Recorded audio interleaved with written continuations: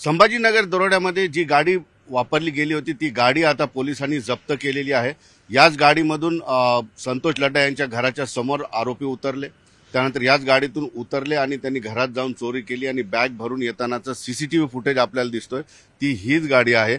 आणि याच गाडीचा पाठलाग पोलिसांनी केला। नेमकं दरोड्याच्या नंतर ही गाडी कुठं गेली आणि या गाडीचा प्रवास कसा राहिला याचा सगळे डिटेल्स पोलिसांकडे आहेत। नेमके दरोडा टाकल्यानंतर ही गाडी कुठे गेली होती याचे सर्व सविस्तर माहिती पोलिसांकडे आहे। आणि निश्चितपणे MH20FY 7368 ही गाडी जी आहे ही गाडी मीरा योगेश हसबे नावाच्या महिलेच्या नावावर आहे। आणि योगेश हसबे जो आहे दरोड्यातील एक आरोपी आहे, एक नंबरचा आरोपी, त्याच्या पत्नीच्या नावावर कदाचित ही गाडी असावी। कारण माहिती घेतल्यानंतर कळतंय की मीरा योगेश हसबे यांच्या नावावर ही गाडी आहे। याच गाडीतून 5 आरोपी आले, संतोष लड्डा यांच्या घराच्या बाजूला उतरले आणि दरोडा टाकून पळून गेले।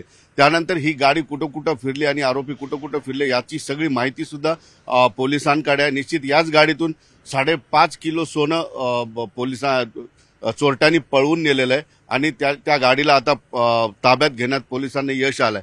निश्चितपणे आणखी एक महत्त्वाची गोष्ट आहे या ठिकाणी की दरोड्याची माहिती देणार किंवा संतोष लड्डा यांच्या घरातील सोनं, पैसा आणि घराची माहिती देणारा देवदास नाना शिंदे नावाचा आरोपी सुद्धा पोलिसांनी पकडलेला आहे। या गुन्ह्याच्या एक एक कडी जी आहे पोलीस उकलण्यास त्यांना यश येते आहे। या सगळ्या गोष्टींचा तपास उलगडा निश्चित होईल। मात्र आजपर्यंत तरी नेमकं 5.5 किलो सोनं कुणाकडे आहे आणि ते कुठं आहे याबद्दल पोलिसांकडे काही माहिती येत नाही। कदाचित 1-2 दिवसामध्ये ती सुद्धा माहिती येईल आणि या गुन्ह्याचा पूर्ण तपास पोलीस करेल अशी आशा आहे।